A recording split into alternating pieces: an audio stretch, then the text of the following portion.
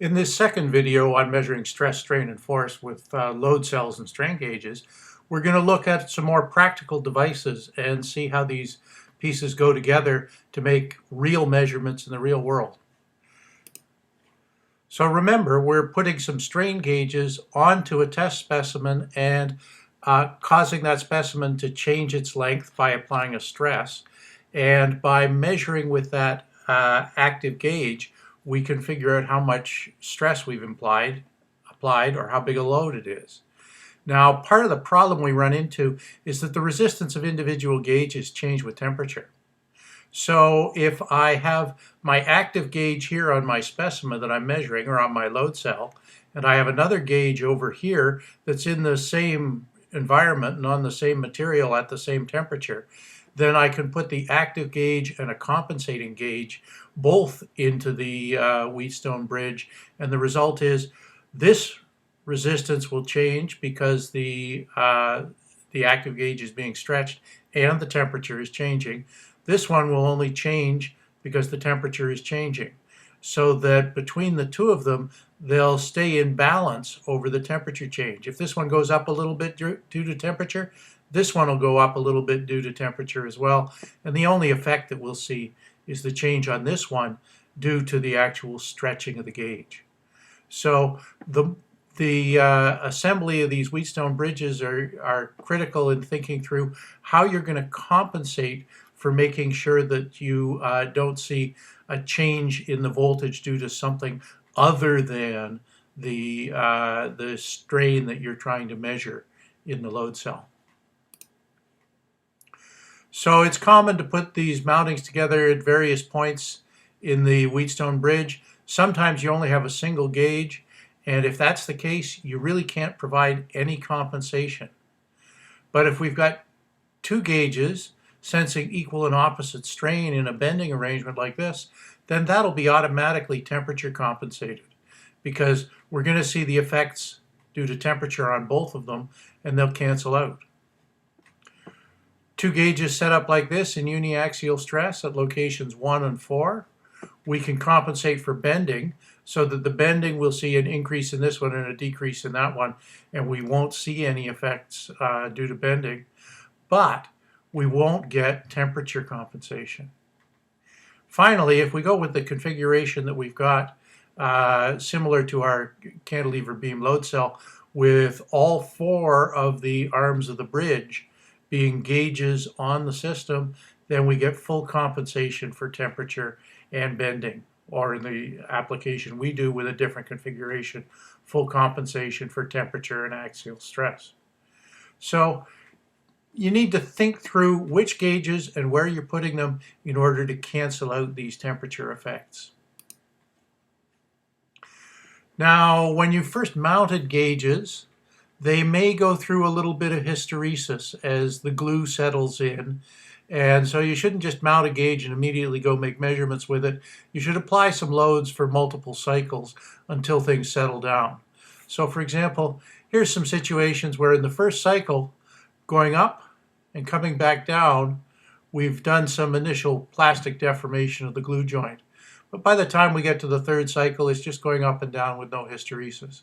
So exercise the specimens a few times, or exercise the load cell a few times after you've built it before you actually try to take measurements from it. No big surprise there. Now keep in mind that our output levels are going to be very small because microstrain is going to result in microvolt output levels. So even if we get 1,000 microstrain, we're still talking about millivolts. So we're trying to read the difference between a very small increase and a very small decrease in voltage to pull out just something on the order of a 1.3 millivolt difference. And to do that, we really need to have an amplifier in the circuit to translate that small voltage difference into a large absolute voltage. And also, if this voltage difference is going positive and negative, we'll need to offset that to get it into the positive only range, 0 to 5 input on the microcontroller. The way we accomplish that in our labs is typically with an instrumentation amplifier like this one. we're going to use an INA 125. It provides a gain from 4 to 10,000. It provides precision offset voltages here, which we can use to shift the output up or down so that we get our gain and our offset from this electric circuit. And we're going to use that in the labs. Now, one of the problems that we'll run into in the labs is that no amplifier is perfect. And so if the amplifier relationship says that we should see an increase in the voltage that keeps on going, then ideally it would go positive or negative way out beyond the power supply voltage. However, the reference voltage, the input power supply voltage, provides the maximum voltage that you could conceivably get to. And the 0 volts ground, that provides the lowest voltage output that you could possibly get to. And in a real amplifier, it won't even make it out to those limits either. So if you find yourself getting values out of the amplifier that aren't as high as you expected, say you were expecting something around 4.5 volts and you only got 4, that's probably because you don't have enough power supply. You've run into the limitations of this real amplifier. And real amplifiers also have time response characteristics. Generally, the higher the gain, the slower the amplifier. So our strain gauge response is almost instantaneous. It's a 0 order response, and it provides you feedback almost instantaneously. However, the amplifier has reduced gains at higher frequencies. It doesn't fail to follow those higher frequencies, it just doesn't follow them as well. So if we had a gain of 500, then if things were happening faster than about 200 times a second, we might not catch all the details. So we need to keep that in mind when we're choosing our amplifiers.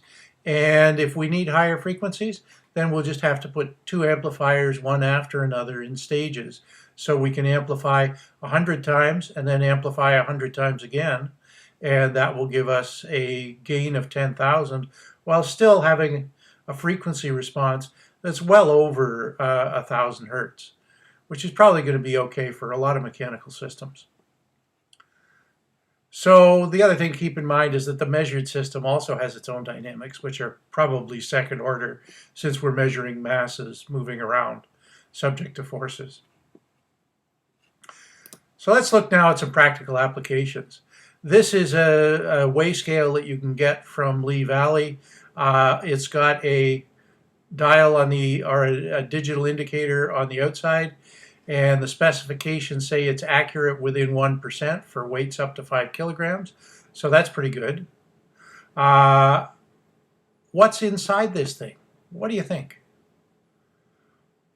I wasn't sure, so I took one apart. And this is what I found inside.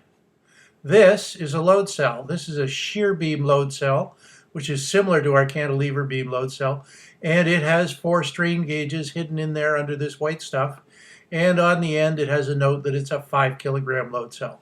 So if I fasten down one end and apply a 5 kilogram load to the other end, I should see a bridge behavior and small output voltage similar to what I get with my cantilever beam load cell.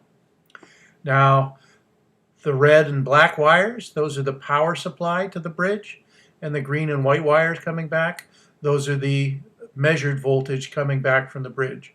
And it's going over here to this sealed area here, which contains the processor that's necessary to process all the data, and some amplification and digital data acquisition, analog to digital conversion, to be able to measure the actual values. So here's an application where you would need a microcontroller to measure a practical mechanical element. And if we look at the circuit board with light from behind it, we can see there's the actual chip in there that's got all of the features that it needs to manage this little weigh scale. Processor, analog to digital conversion, everything's in there. Here's a similar system. We've got a device for measuring luggage, also from Lee Valley, compact, accurate, and highly functional. It says it's accurate to 1% for loads over a kilogram, and it drops off to about 4% for small loads, which is no big surprise. And what's inside this one? Well, there's a hook at this end you hold on to, and there's where you hang your luggage or whatever you're trying to weigh. And if we open it up and look inside, this is what we see on the inside. We've got another load cell here. In this case, this is a cantilever beam load cell in the same sort of configuration that we would have in our measurements in the lab. We've got this force geometry here, and we can see it better over here. If I pull there and I pull there, I wind up exerting a bending moment on this element in here to bend it out of shape, and I can measure that with these load cell components. Again, we've got a bridge with a positive and ground for our power supply, and green and white for the differential voltage outputs from our strain gauge bridge. And I did some measurements to try to figure out what these wires were. I measured the resistances in order to figure out that the red and black were actually opposite corners of the bridge, and the green and white were the other corners of the bridge. And if you put the power on the red and black, you'll see the differential on the green and white.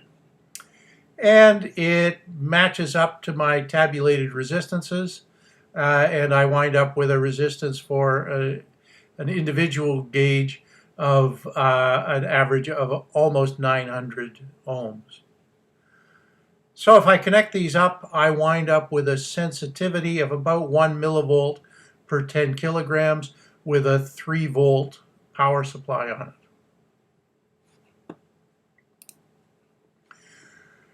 Now, if you're going out to buy a load cell that's going to be a little more accurate, you might go to Omega and get some of these fairly precise load cells, and you'll be looking at about $100 a unit. If you're looking for something you can build into a scale, you can go to eBay and for less than $2 a unit, get a shear beam load cell that gives you pretty good performance here.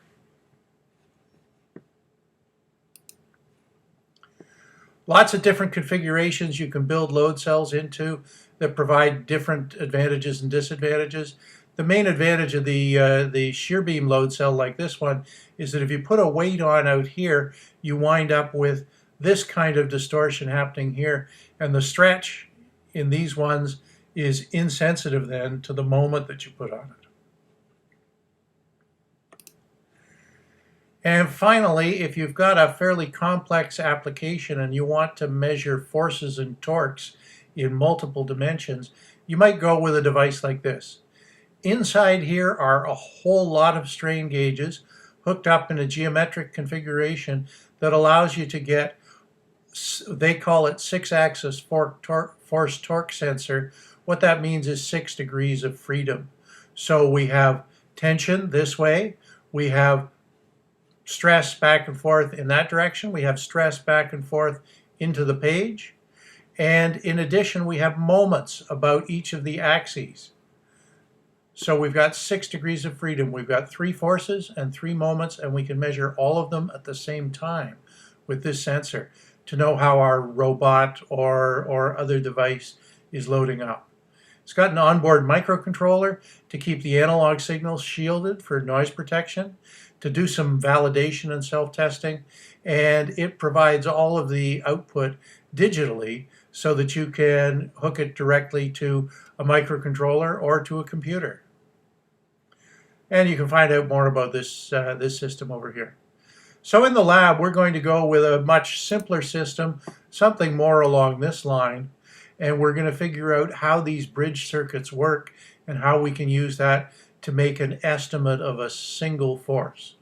But keep in mind, it all leads up to sensors like this that are much more complex and that you would normally buy as packaged units rather than trying to build your own.